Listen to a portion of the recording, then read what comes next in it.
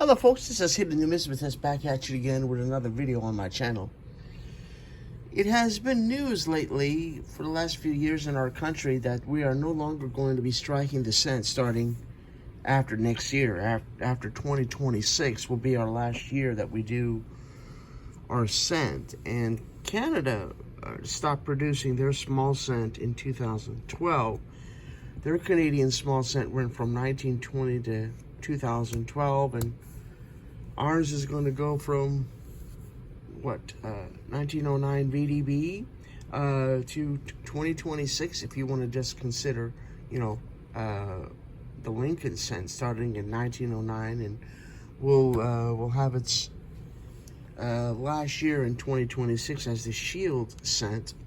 But I wanted to bring my Canadian small cents to you and talk to you how of an easy set this is to do, and a set that I recommend any of us to do, because you never know with the price of copper doing crazy things and the commodities, gold and silver, copper, platinum, what have you, all carrying, especially gold and silver, gold doing record numbers.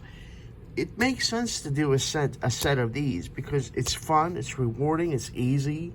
There are no major stoppers to the set, and you never know, for future generations, a set like this might do something for them. But I don't think in our lifetime, at least in my lifetime, will this ever come to anything numismatic. But still, it is a part of world numismatic history, and I wanted to bring this little folder to you by Warman's, the Canadian small cents that went from 1920 to 2012. And the beauty of this folder, the reason why I went with this, well, actually a collector friend years back recommended this one for me, that I do this one, is because I'm not Canadian, I'm an American, I live in the United States. So it's beautiful to have this right here, that Warman, the manufacturer of this folder, did for us. And we can see here that the cent for Canada, the small cent, started in 1920 and featured King George V from 1920 to 1936. And then in 1937 through 1952, we had King George VI. And our beloved Queen Elizabeth kicked off in 1953. And this is what's beautiful about these little varieties. Shoulder fold, no shoulder fold. Very important in Canadian numismatics. Any Canadian numismatist will know shoulder fold, no shoulder fold. And these are all important. Even though they're not a big deal numismatically, they're very, very easy, plentiful out there. But like I said, as numismatists, we enjoy these varieties. This is the crowned portrait. Went from 1990 to 2003. These are cool. And even though, like I said, probabilistically in our lifetime, in my lifetime, this won't do anything. But it's still so cool to have all the different varieties captured in one little sweet folder, right? And I love this. I am very appreciative of the folks at Warman's, what they did for us. So we know that it starts off with King George V, and most of these are high stupid numbers as far as mintages are concerned, my friends.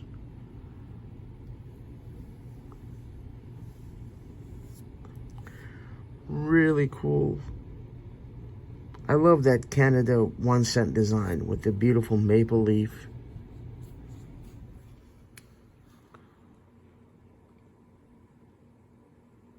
And like I said, these are coins that any collector can do, right? You go to a decent sized coin shop, and I'm sure that they will have a canvas bag or a box for Canada, and they will sell you these for, just maybe 2-3 cents a piece, right? No major stoppers. No key dates, semi-key dates, nothing like that. There are maybe one or two desirable dates, but still not really significant enough for us to mention really in detail. And then there's King George VI that started off in 37, as we remember here. This is the beauty of it. So you get a beautiful bird's eye view here. And then all the individual coins here. 1938 is very touching to me. It's the year my daddy was born. And Mama was born in 41. Still have my mama. Lost my daddy in November of 2011. So those are always very two sentimental years to me, coin-wise. Isn't this a neat set? Easy to do?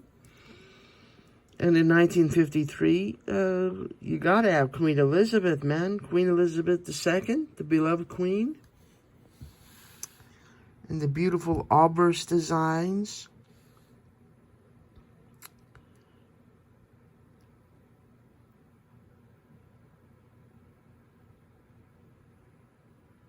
I encourage all of you to do this because it's fun, man. It's so cool. Get together your significant other, your family, grandchildren's, cousins. You can have a nephew help you. Those of you that are uncles out there can gather your nephew, your or niece around the table and do this, and it's so much fun. And then they do a beautiful history. I'll pan through it slowly so you folks can pause it.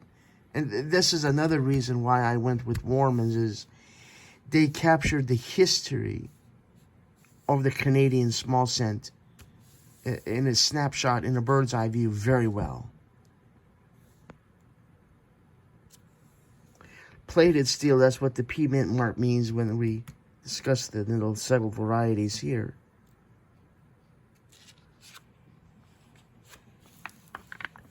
In 2012, they talk about how that's the end of the cent into the... it's curtains for the cent. I like that. The way that they've worded it. And here's the beautiful specs. What a cool folder, man. I mean, they seriously did a beautiful, beautiful job for us. And keeps them relatively safe. It's a folder, yeah. It's not like a Dansko or a Whitman. And it's not an album. It's a folder, but still, it's an important set. Even though there's nothing here numismatic, it's part of our numismatic history. And our Canadian brothers and sisters, our neighbors to the north, have a beautiful scent, and it will be missed. and through the years, you see fewer and fewer of them in your change in the States. I remember being able to pull Canadian small cents from my change quite often. And you don't do that. You don't see that, because I think people are plucking them away. They literally pull them out when they get them in their change, and stash them away. And I don't blame them. I don't hoard the Canadian small cent, or I don't actively seek them out or collect them. I just do a set like this. But if I see a King George 5th or 6th in my change, I probably will pull that out and put that into my Canada Small Cents box. But this is my collection. And then I have my extras in the bottom of the safe for that rainy day if Canada decides to say, hey, man, these are worth good money. Then the people that will inherit my coin collection will be thankful. So it's a neat little album for Warmans, and I recommend all of you to get one. I'm sure you can. I don't remember. I think maybe I got mine from Barnes & Noble, but I'm sure Amazon has them. Here's the ISBN.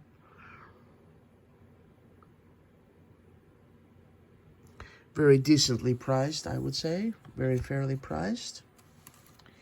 And a neat little folder by Warmans.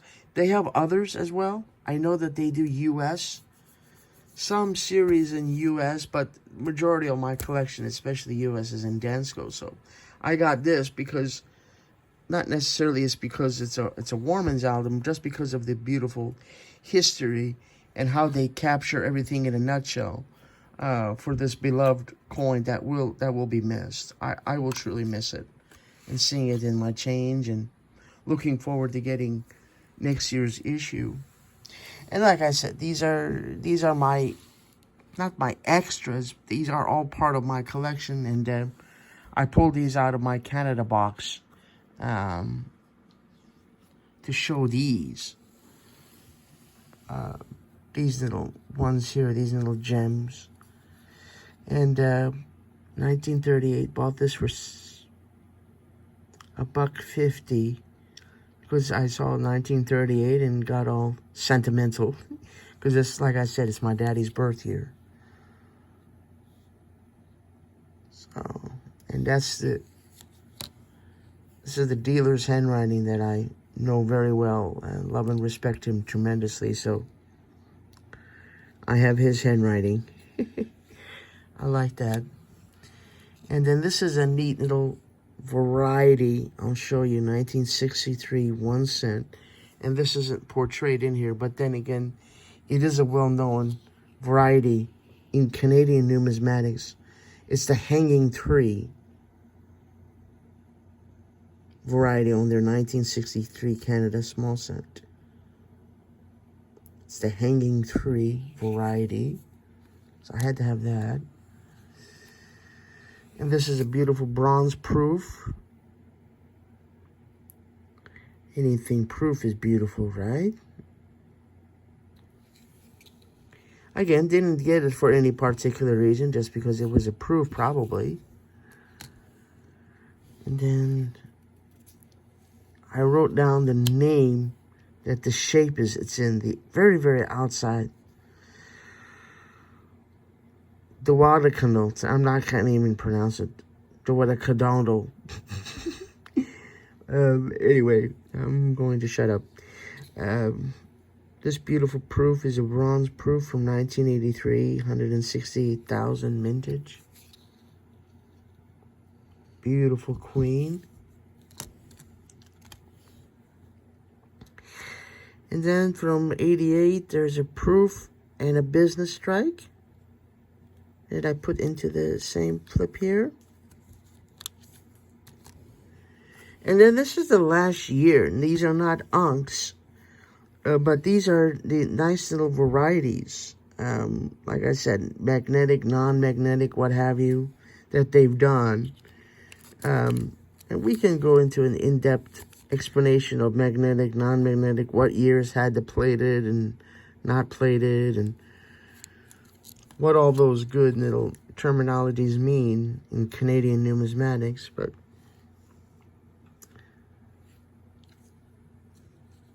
and then Canada did a beautiful commemorative coin in 2012 to honor the finale. Like I said, the Canadian small cent stopped in 2012. So I had to get this. This is a Canadian 1 cent coin. Face value is 1 cent. It's 99% silver. And this is honoring the farewell to the penny. It's a commemorative coin. Mintage of 30,000, 99% silver. I had to get that. beautiful colorized coin with the beloved Queen Elizabeth II, of course. So I had to get that to kind of complete it, if you will. It's not technically part of the set. It's a commemorative coin. But wanted to get that, so got that along with it. And I think that's it. I think we portray the Canadian small set to the best of my ability. Anyway, for a small channel like mine. And like I said, do encourage all of you to do this set. It's fun, it's rewarding, it's easy. No stoppers. And like I said, you wanna take care of the Canadian set and leave a set like this at least for future generations, right? Before they're all plucked out and destroyed and what have you. So I hope you enjoyed this video, my numismatic brothers and sisters. I thank you for watching. And give me a thumbs up, give me a comment below, let me know what you think, and if you're doing a set like this, and tell me what you think. In the meantime, I thank you for watching. Be kind to each other. Take care of each other. And most importantly, may God bless you all. Bye-bye.